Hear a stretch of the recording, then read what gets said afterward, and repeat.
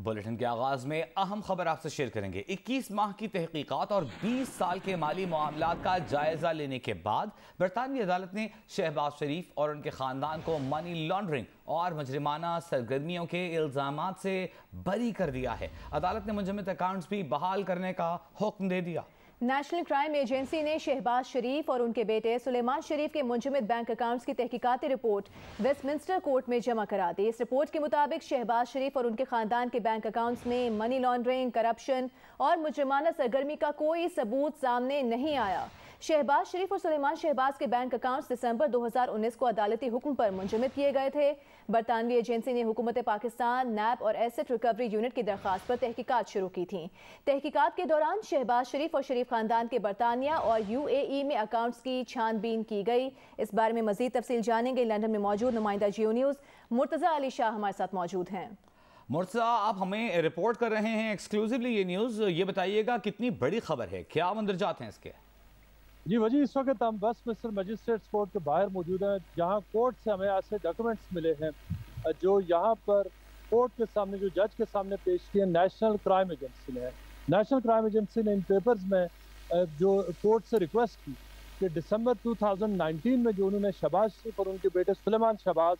के हवाले से जो एक प्रोब कॉन्सेंट लिया था कि उनकी इन्वेस्टिगेशन होनी चाहिए, और दूसरा ये कि वो जो उस वक्त जो तकरीबन 5 बैंक अकाउंट्स है, जिसमें शहबाज शरीफ के 2 अकाउंट्स और सुलेमान के अकाउंट के बैंक अकाउंट शामिल है, जो फ्रीज किए गए थे। और ये उसमें नेशनल क्राइम एजेंसी ने कहा कि हमारी तहकीकात में ये साबित हुआ है कि मनी लॉन्ड्रिंग, क्रिमिनल कंडक्ट और फ्रॉड नहीं हुआ, और ये उन्होंने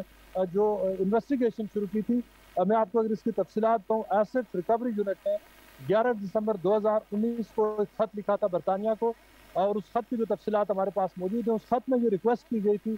कि शहबाज शरीफ और सुलेमान दोनों मुख्तलिफ केसेस में मतलूब है, और उनके ऊपर जितने भी मुख्तलिफ जो केसेस हैं, जो FIA के हैं, नैब के हैं और जो दीगर केसेस हैं, उनकी तफसीलात दी गई थी। और ये कहा गया था कि इन दोनों अफराद ने डबल क्रिमिनलिटी की है, और डबल क्रिमिनलिटी का प्रिंसिपल ये होता है कि उन्होंने पाकिस्तान से पैसे बनाए और उनको लॉन्डर किया बरतानिया में,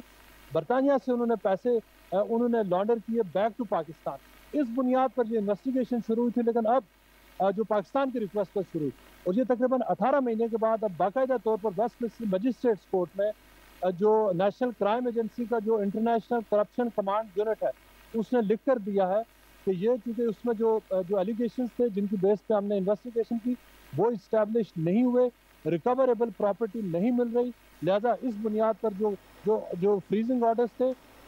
उनको ख़त्म किया जाए। बाकायदा तौर पर ऑर्डर में लिखा हुआ है कि उन जो फ्रीजिंग ऑर्डर्स हैं उनको सेट असाइड किया जाए। तो इस बुनियाद पर जो नेशनल क्राइम एजेंसी में जो हमारे ज़राए हैं, उन्होंने भी इस बात की तस्दीक की कि उन्होंने एसेट्स रिकवरी यूनिट की रिक्वेस्ट पर, और नैब के एक सीनियर ऑफिशियल हैं जिनसे उनकी लंदन में मुलाकात हुई थी, जो उन्होंने लंदन आए हुए थे और यहाँ पर नेशनल क्राइम एजेंसी के साथ उनकी मुलाकात हुई। उस मुलाकात में उन्होंने दरख्वास्त की कि शहबाज शरीफ के पास एसेट बियॉन्ड मीन्स है, और ये कि उनकी जो एक्यूमुलेटेड वेल्थ है, ये उन्होंने अपनी पोजीशन को अब्यूज़ करते हुए बनाई है, अपने इख्तियारात से तजावज़ करते हुए बनाई है। और ये कि सुलेमान और शहबाज शरीफ ने इन टोटल तकरीबन 35 बिलियन रुपीज़ की मनी लॉन्ड्रिंग की है। इस बुनियाद पर ये इन्वेस्टिगेशन शुरू हुई थी। और इसके साथ साथ मैं आपको ये भी बताता चलूँ कि जो डेविड रोज का एक जो आर्टिकल छपा था डेली मेल में, उसको भी अटैच किया गया था। जो बंडल हमने देखा है, उस बंडल में तकरीबन 37 डिफरेंट न्यूज़पेपर एग्जिबिट्स हैं, जिसमें डेली मेल का भी जो आर्टिकल है, जो इस इन्वेस्टिगेशन शुरू होने से तकरीबन 5 से 6 महीने पहले छपा था, उस आर्टिकल के बारे में भी कहा गया था कि ये आर्टिकल डेमोन्स्ट्रेट करता है कि मुख्तलिफ जो लंदन से जो लोग थे जिनको इस्तेमाल किया गया, जिसके बारे में मुख्तलिफ प्रेस कॉन्फ्रेंसेस में बात सामने आई है, कि उन सारे अफराद के अगर जब रिकॉर्ड को देखा जाए तो इस्टेब्लिश होता है कि मनी लॉन्ड्रिंग हुई है टेंस ऑफ बिलियंस की। लेकिन जो इन्वेस्टिगेशन के बाद यहाँ से जो नेशनल क्राइम एजेंसी ने इस पूरे अरसे में, मैं आपको ये बड़ा इंपॉर्टेंटली बताता चलूँ कि जो एक मनी लॉन्ड्रिंग इन्वेस्टिगेशन होती है, वो नॉर्मली बरतानवी कानून के तहत सिर्फ 6 ईयर्स पीछे जाती है। इस केस में शहबाज शरीफ के अकाउंट 2004 से जो एक बंद अकाउंट था, उसकी भी इन्वेस्टिगेशन हुई, और 3 ममालिक में ये इन्वेस्टिगेशन हुई, जिसमें दुबई, पाकिस्तान और बरतानिया शामिल है। शहबाज शरीफ और सुलेमान के पिछले 20 साल के जो अकाउंट्स हैं, नेशनल क्राइम एजेंसी ने इस बात की तस्दीक की है। जिन जराए से हमारी बात हुई, जो केस फाइल जिन्होंने हमें दिखाया, 20 साल की इन्वेस्टिगेशन के बाद उन्होंने ये कहा है कि इस पूरे केस में हमें कहीं पर मनी लॉन्ड्रिंग, फ्रॉड और क्रिमिनल कंडक्ट नजर नहीं आया। जी अच्छा, तो मुर्तजा, जिस तरह आपने बताया है कि ये रिपोर्ट जो रखी गई कोर्ट में, उसके मुताबिक शरीफ फैमिली के बैंक अकाउंट्स में मनी लॉन्ड्रिंग, करप्शन या मुजरिमाना सरगर्मी का कोई सबूत सामने नहीं आया, तो ये मामला यहाँ पर क्लोज हो जाता है और ये भी कहा जा सकता है कि डिफिट के मामले में भी शहबाज शरीफ क्लियर हो गए। जी, वो जो जो डिपार्टमेंट ऑफ इंटरनेशनल वाला मामला वो तो है, क्योंकि वो एक सेपरेट सिविल केस है जो शहबाज शरीफ का और जो डेली मेल अखबार के खिलाफ है। लेकिन जो इस आर्टिकल में मैं आपको बड़ी इंपॉर्टेंट एक बात बता दूं, नेशनल क्राइम एजेंसी का मैंने एक ऐसा पेपर देखा है जिसमें यह लिखा हुआ है कि जो डेविड रोज का आर्टिकल है उसमें लिखा हुआ है कि this article should be treated with caution. यानी ये कि इस आर्टिकल में जो एलिगेशन लगाए गए उनको ज़रूर देखा जाए लेकिन उनके ऊपर रिलाय ना किया जाए। लेकिन उसके साथ साथ उस आर्टिकल में जो स्पेसिफिक एलिगेशन है मनी लॉन्ड्रिंग के, उनके हवाले से, क्योंकि ये वही जो इल्ज़ामात हैं जो एसेट रिकवरी यूनिट ने अपना जो खत लिखा उसमें उन्होंने वो रेज किए थे, उनकी इन्वेस्टिगेशन के बाद जो मनी लॉन्ड्रिंग, फ्रॉड और क्रिमिनल कंडक्ट की 3 इंक्वायरीज मांगी गई थी और ये कहा गया था कि शहबाज से, उसके अलावा मैं आपको एक और इम्पॉर्टेंट चीज़ें बताने जा रहा हूँ, लेकिन वो सारी चीज़ें जो 3 मेजर जो इन्वेस्टिगेशन मांगी गई थी उसके ऊपर नेशनल क्राइम एजेंसी ने,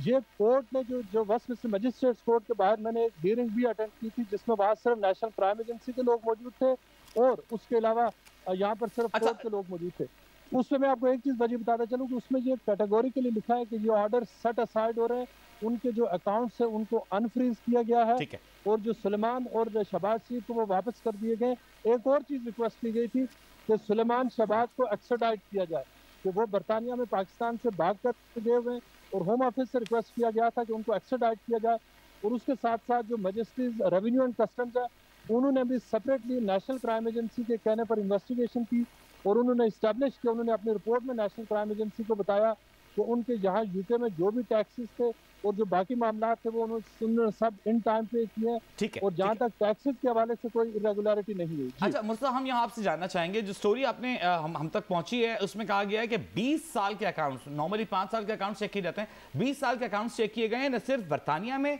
बल्कि यूएई में भी। क्या अब तो नेशनल क्राइम एजेंसी के पास ये पावर है कि वो यूएई में भी चेक कर सके? क्या उन अकाउंट्स को भी क्लियर किया गया है? जी वजी, ये इसमें इसको इंटरनेशनल इंक्वायरी कहा गया है। जो पूरी मैंने जो फाइल पढ़ी है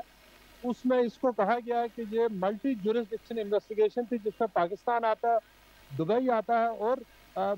उसमें बरतानिया आता है। इंटरेस्टिंग बात यह है कि जो कोर्ट पेपर मैंने आपके साथ शेयर किए हैं उसमें एक जगह पर आता है कि जब ये इंक्वायरी शुरू हुई उसके 6 मंथ्स के बाद नेशनल क्राइम एजेंसी इसी वेस्टमिंस्टर मजिस्ट्रेट कोर्ट में आई और उन्होंने कहा कि हमें एक्सटेंशन चाहिए। एक्सटेंशन के लिए उन्होंने जब रिक्वेस्ट की जज को तो उन्होंने कहा कि हमारी चूंकि ये इन्वेस्टिगेशन 3 ममालिक में है और ये कि शहबाज शरीफ को उन्होंने एक खत लिखा, उस खत में उन्होंने शहबाज शरीफ से कहा कि आप हमें अपने सारे अकाउंट्स तक एक्सेस दें, अगर आप वॉलंटरली आप एक्सेस दे देते हैं तो ठीक, अगर आप नहीं देते तो हम ये एक्सेस थ्रू प्रोडक्शन ऑर्डर लेंगे। उन्होंने जो नेशनल क्राइम एजेंसी ने प्रोडक्शन ऑर्डर उनके पास प्रिपेयर था, मैंने उसकी कॉपी भी देखी है